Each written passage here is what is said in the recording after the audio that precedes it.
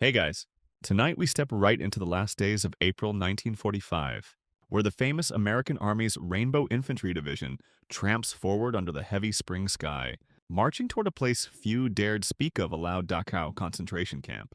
You can almost feel the tension thick in the air as Major General Harry J. Collins leads his troops with grim determination. The stories reaching his ears are worse than nightmares, places of unimaginable suffering, where hope is buried beneath layers of cruelty. You're about to witness history unravel through eyes that barely dare to blink. Imagine trudging through muddy fields just outside Munich, the scent of smoke and decay teasing your nose, mixed with the bitter chill that still lingers despite the season. The landscape holds its breath as the soldiers approach a gate that marks the boundary between the world and a dark hell on earth. And just so you know, you probably won't survive this emotional journey without a few tears or at least a few awkward moments when you realize your brain just refuses to process what you're seeing. But hey, that's history for you. Messy, brutal, and strangely compelling. So, before you get comfortable, take a moment to like the video and subscribe, but only if you genuinely enjoy what I do here. So, drop a comment below with your location and what time it is where you are. It's kind of fun to know who's joining this late-night history trip from where maybe there's a fellow night owl in the crowd.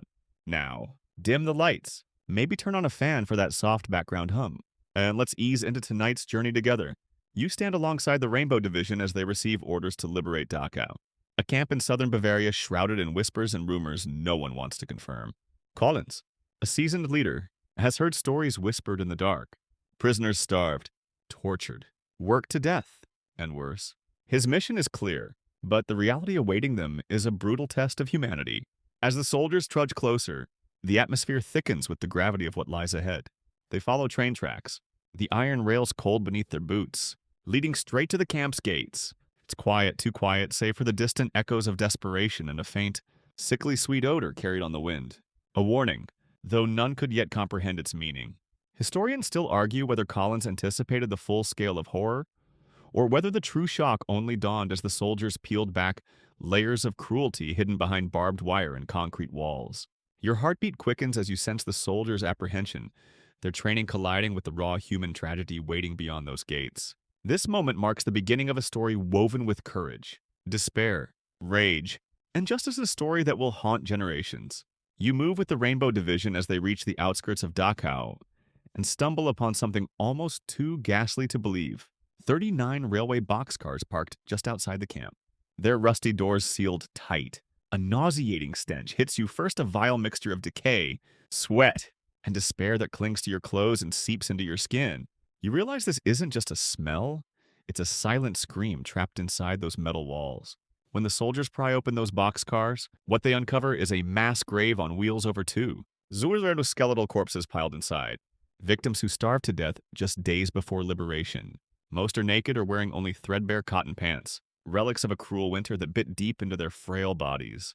The sight is haunting, hollow eyes frozen in eternal terror. Claw marks etched inside the boxcar walls where prisoners had tried desperately and hopelessly to escape their cold metal tomb. One particularly harrowing detail sticks with you: a corpse with a crushed skull, as if the poor soul had smashed their head against the train walls, seeking a quicker end to the suffering. It's a grim testament to the unbearable agony endured in silence. The sheer scale of death leaves no room for denial.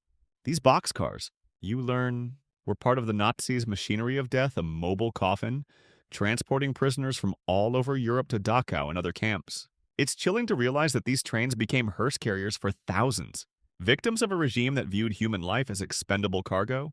Historians still argue whether Allied troops had any prior warning about these transports, or if this shock was the first glimpse into the full brutality of the Holocaust for many soldiers.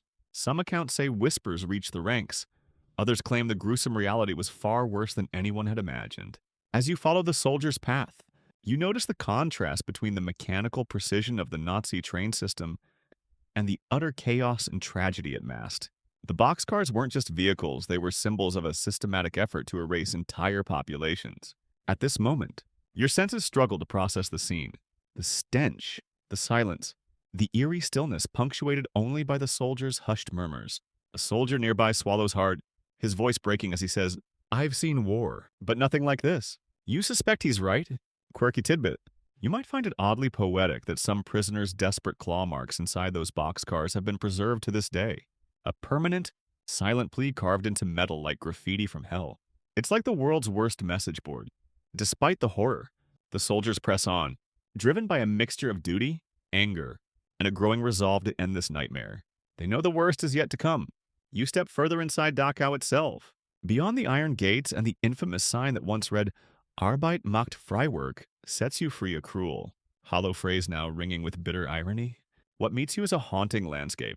Rows of gray concrete buildings, each a tomb in its own right, packed with rooms filled floor to ceiling with the naked, emaciated bodies of prisoners, many dead, many barely clinging to life. The air here is thick with the stench of death and despair. Your senses reel as you move from room to room, each revealing the scope of suffering, gaunt faces, hollow eyes, skin stretched tight over ribs, silent pleas frozen in time. The living are too weak to even beg for mercy. Some lay motionless, others twitch with fever or hunger. Nearby, you glimpse the camp's dreadful instruments of death, the coal-fired crematorium where so many were burned, and the gas chamber, a shadowy structure that whispers of mass murder. The camp, you realize, was not just a prison. It was a factory of death disguised as a labor camp. Around 300 SS guards remain, scattered through the compound. A mix of cowardice and viciousness. They brace themselves for the inevitable as you witness the tension crackling in the air. To the soldiers, these guards aren't just enemies. They're monsters responsible for unspeakable crimes against humanity. The architects and executors of horror, the guards soon surrender to a mob that is equal parts relieved and enraged American soldiers hardened by war and prisoners driven by years of torment. The atmosphere is volatile, every moment a powder keg threatening to ignite. Historians still argue whether the guards' surrender was genuine or a strategic delay, but what follows is undeniably chaotic and brutal. The thin veneer of military order dissolves quickly under the weight of years of rage and pain. As you walk through the camp, you notice small details that speak volumes. The triangular badges prisoners were forced to wear, color-coded to humiliate and divide, yellow for Jews, red for political prisoners, purple for Jehovah's Witnesses, and more. It's a chilling reminder of how the Nazis cataloged human lives like inventory. In one barrack, a survivor whispers that some guards tried to hide among prisoners, donning stolen clothes in a last desperate bid to escape justice. But courage and vengeance pulse through the camp like electricity, ready to expose every hidden face. A quirky tidbit. Some of the crematorium's machinery was so overwhelmed by the death toll that prisoners were forced to bury bodies in mass graves nearby, a gruesome logistical nightmare that the Nazis tried desperately to conceal. Your heart pounds as you realize the scale of this place's cruelty, but also the incredible resilience of those who lived through it. Every step forward is a step into a story of despair, but also of unbroken human spirit. You feel the tension tighten as you watch the last pockets of SS guards prepare for a desperate stand. These aren't the towering generals in gleaming uniforms you've heard about on the news, they're the foot soldiers, the men who carried out orders without question. Faces marked by fear and fury. Their resistance is stubborn but uneven, like a dying animal clinging to life. They cluster in small groups, some holed up in office buildings, others patrolling fences with shaky hands gripping rifles. You can almost hear the battle drum of their panic as they realize the nightmare they created is crumbling around them. These guards are cornered and outnumbered, yet some fight with the ferocity born from sheer desperation. You catch a glimpse of a young SS recruit no more than 19, his eyes wild, sweat mingling with grime. He's trembling, yelling at his comrades to hold the line, but his voice cracks under the weight of what he's seen. Fear and fanaticism wrestle within him, a brutal cocktail fueling a final, futile resistance. The American soldiers advance cautiously, their rifles trained but their hearts heavy. They know these men have done terrible things, but there's no time for mercy here, not yet. The camp's liberation isn't just about freeing prisoners, it's about ending a reign of terror that few could have imagined. Historians still argue whether some guards attempted to flee in the chaos or if many were simply overwhelmed, surrendering quietly in the face of inevitable defeat. What's undeniable is the mix of horror and relief etched into every face, both liberators and prisoners alike. Amidst the chaos, you notice how the lines blur. Prisoners, once fragile shadows of humanity, now surge forward with raw, unfiltered rage. Their pain, years in the making, finds an outlet in this moment of reckoning. The guards, once masters of their cruelty, become vulnerable, targets of a vengeance long denied. Quirky note.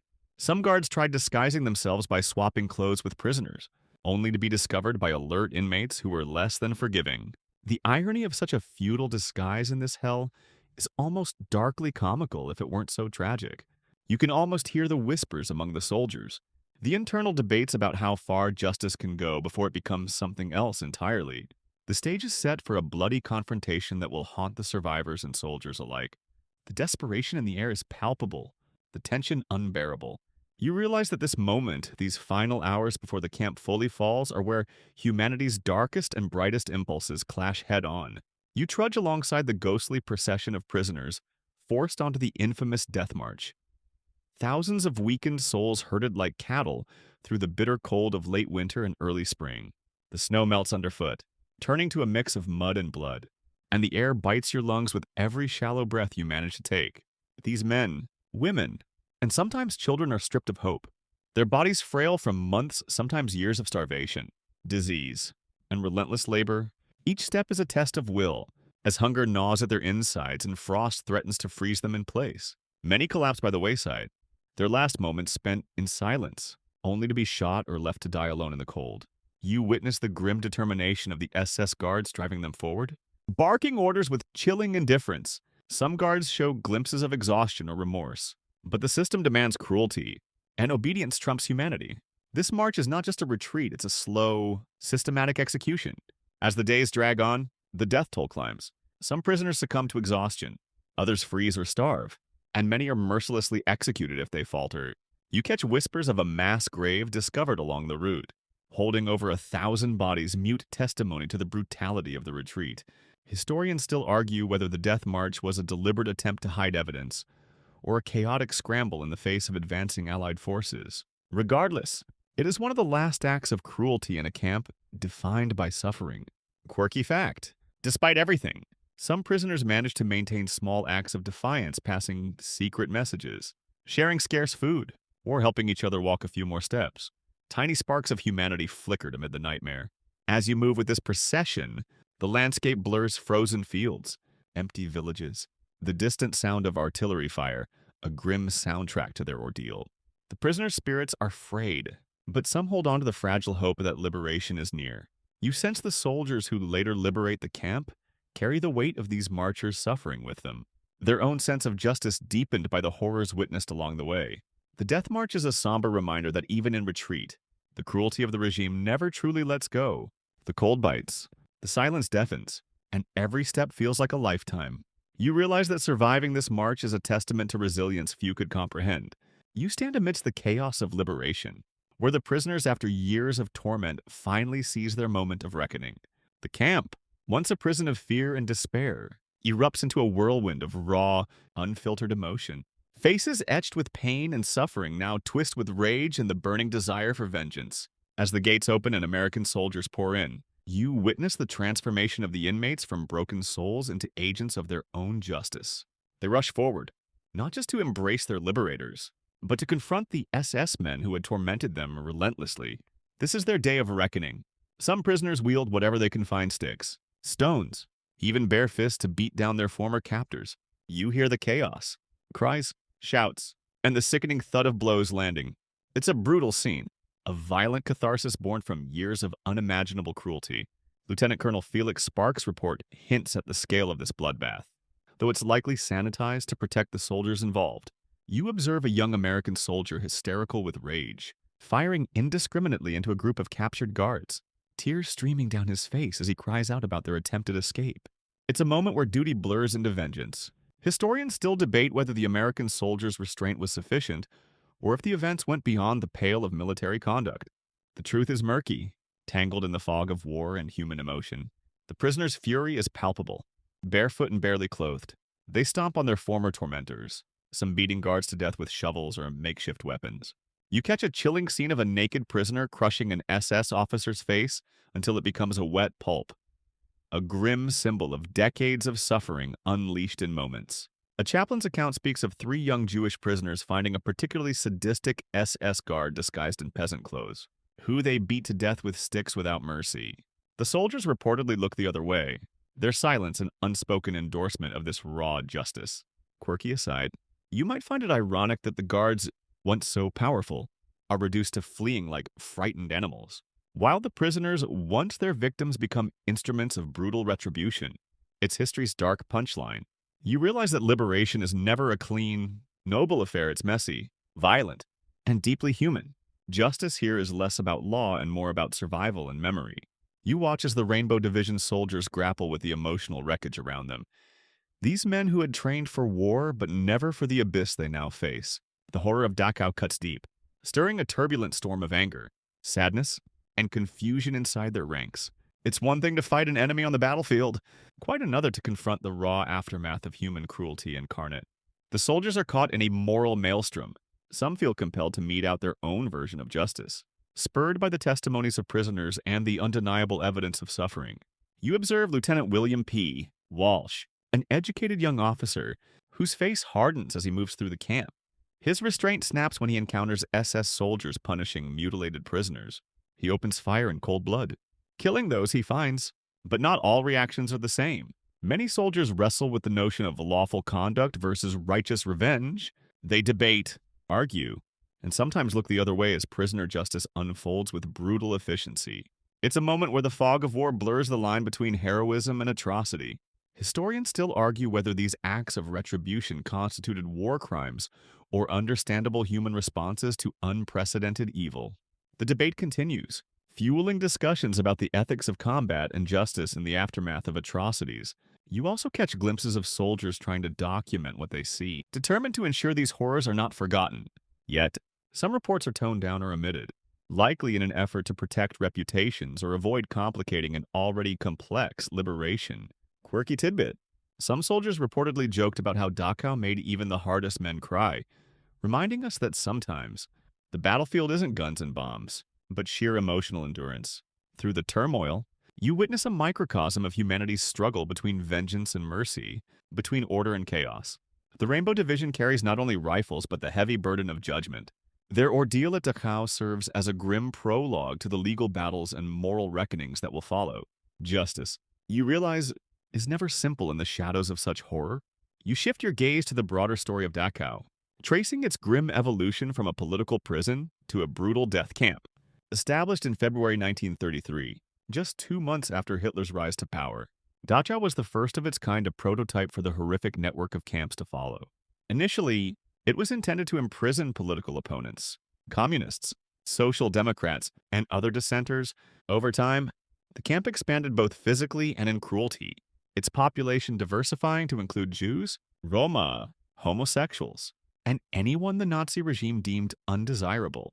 You can almost hear the clinking of tools and the harsh commands as prisoners were forced to build the very infrastructure of their own suffering, expanding barracks, crematoria, and fences under brutal conditions. The overcrowding was staggering. Designed for about 10 Ziegler prisoners, Dachau swelled to hold over 6,500 by its final months. Death was a constant companion, whether by starvation, disease, torture, or execution.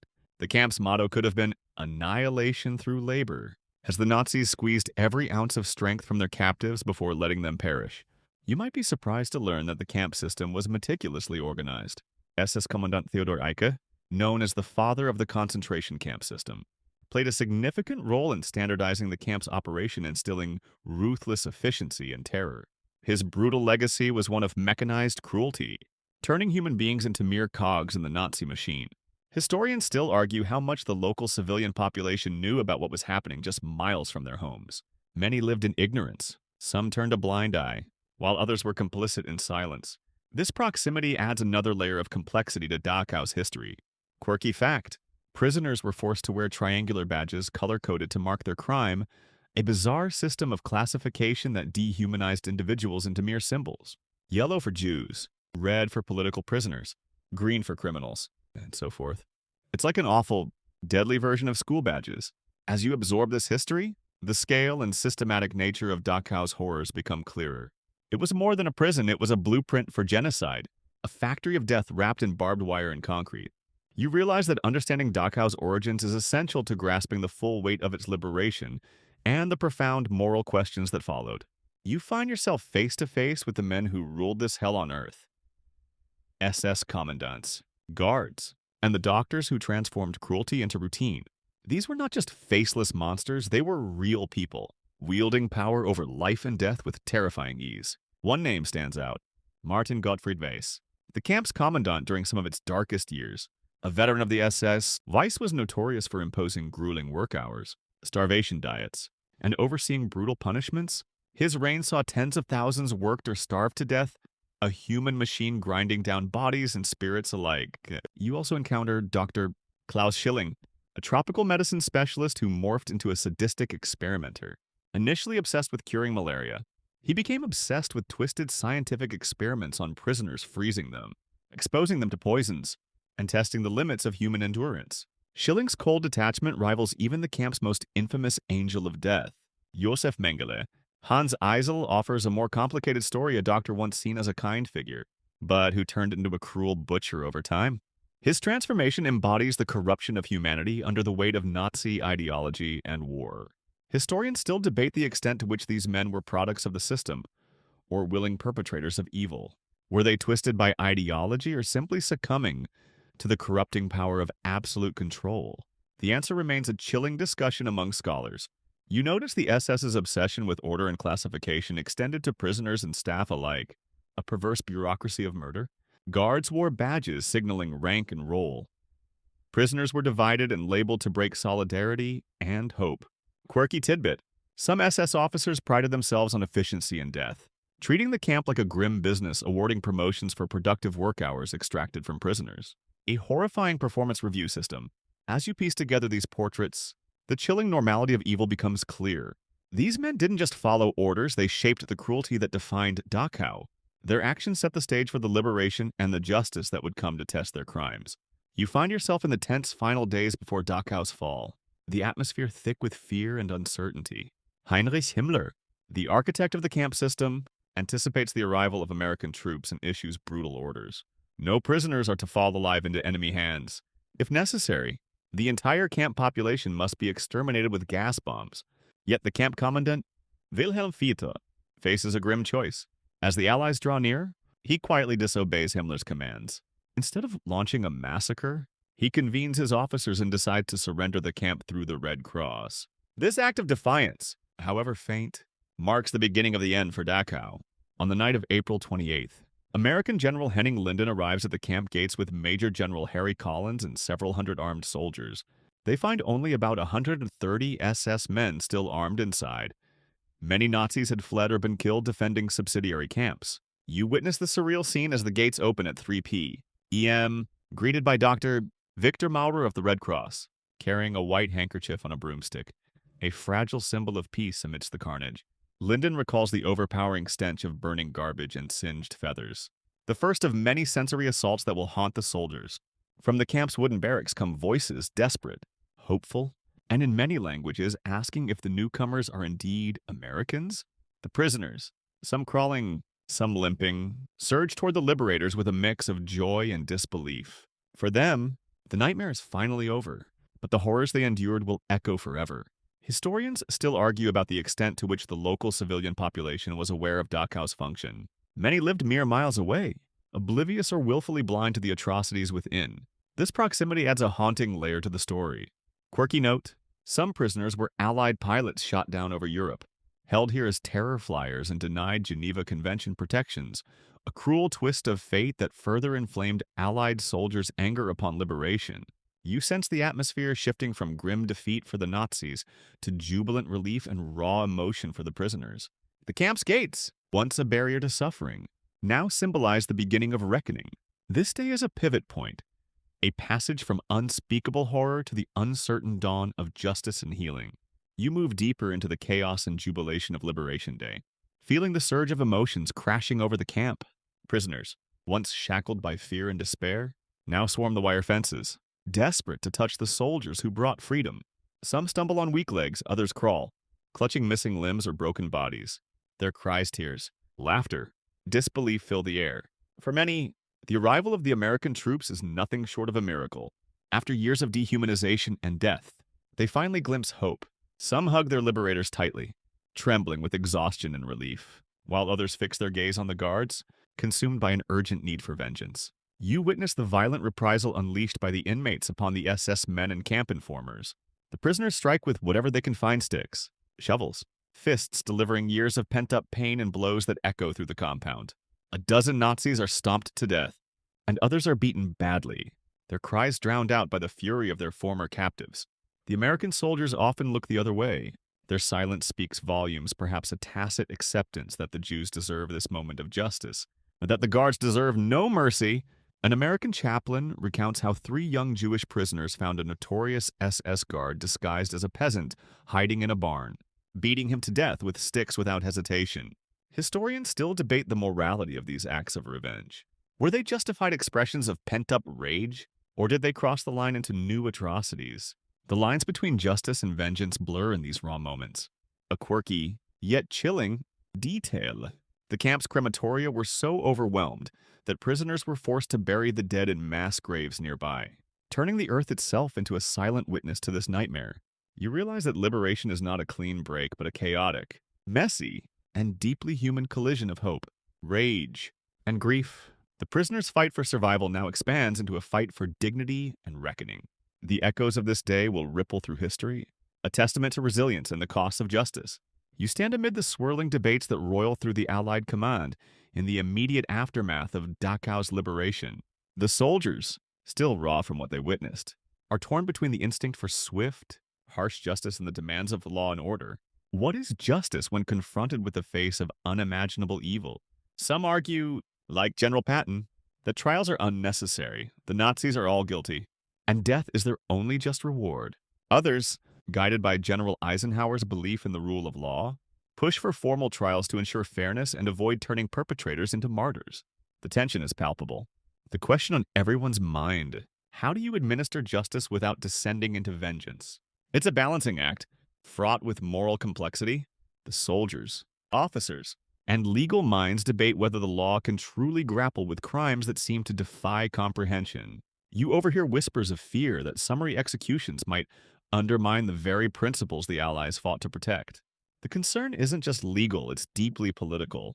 Creating a precedent for lawful prosecution might deter future atrocities. Historians still argue whether the Allies' approach struck the right balance between justice and retribution, or whether pragmatic politics influenced the outcomes more than principle. Quirky tidbit: some American soldiers jokingly referred to the Dachau liberation as the worst smell they ever encountered.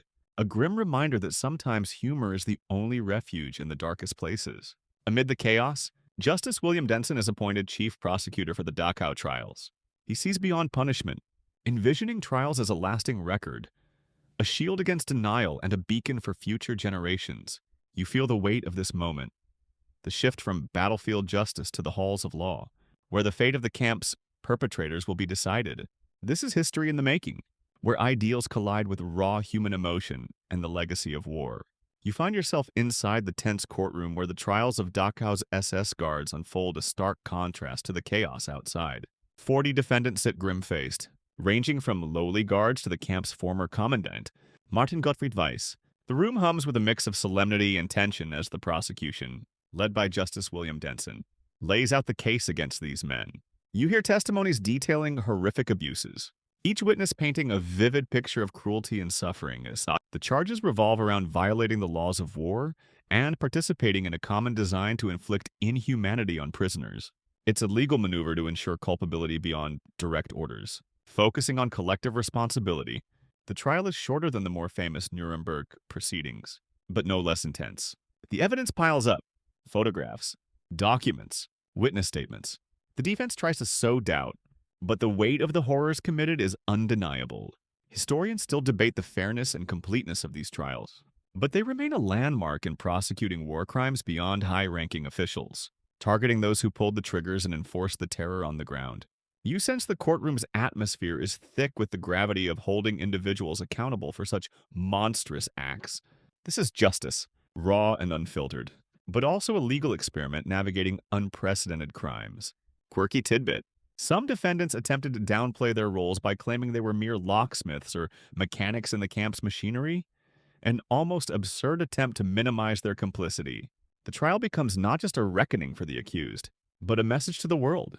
Crimes against humanity will be pursued, no matter the rank or role. As you listen, you realize this courtroom drama is a crucial chapter in the long struggle to define and enforce international justice. You watch as the defendants, their faces marked by anxiety and defiance, mount their defense, led by Lieutenant Colonel Douglas T. Bates, The defense team employs every legal strategy to evade guilt. Their most common tactic: denial, either outright rejecting the charges or claiming they were simply following orders.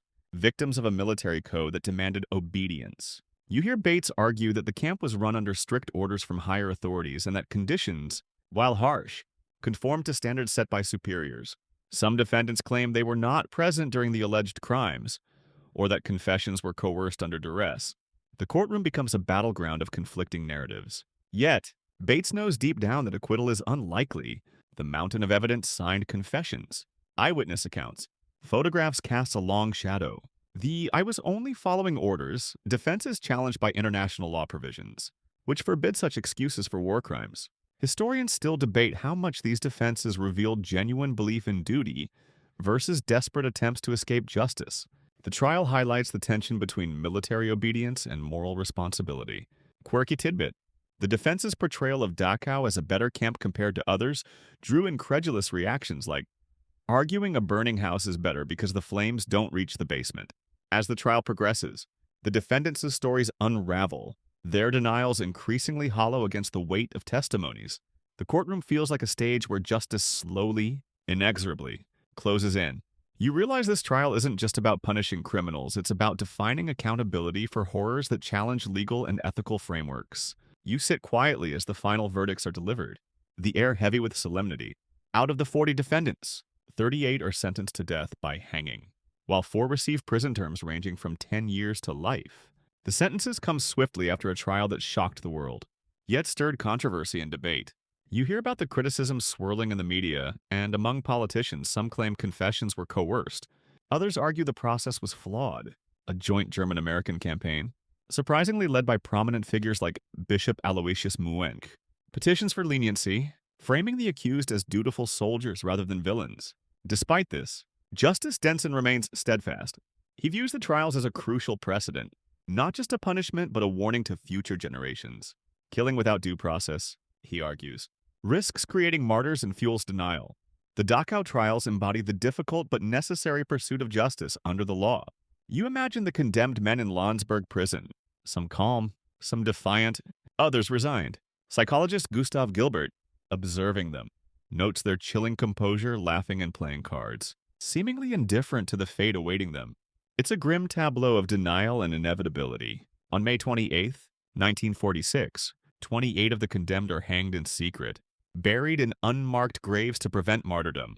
The executioner's name remains a mystery, as does the exact resting place of these men, a final, silent chapter in their dark stories. Quirky note: some condemned greeted their end with Heil Hitler, a haunting echo of fanaticism, even in the face of death, reminding you that evil wears many masks, even at the last breath. As the curtain falls on the Dachau trials, you reflect on the complex legacy they leave behind, a mix of justice served, legal milestones set, and moral questions lingering in the shadows. Dachau's story, from its brutal birth to its bloody liberation and harsh reckoning, reminds you of humanity's capacity for both cruelty and resilience. And as you close this chapter, you carry with you the weight of history, a whisper to never forget. You've journeyed through darkness and light tonight, seen horrors that challenge belief and courage that defies despair. Remember, history isn't just dates and facts, it's the stories of people, of choices, and of consequences that shape us all. So as you drift off to sleep, let this tale remind you, even in the darkest times, the pursuit of justice and humanity endures. Now, take a deep breath, feel the calm settle over you, and rest easy knowing the past has been faced, if never fully healed. End of script. Sweet dreams.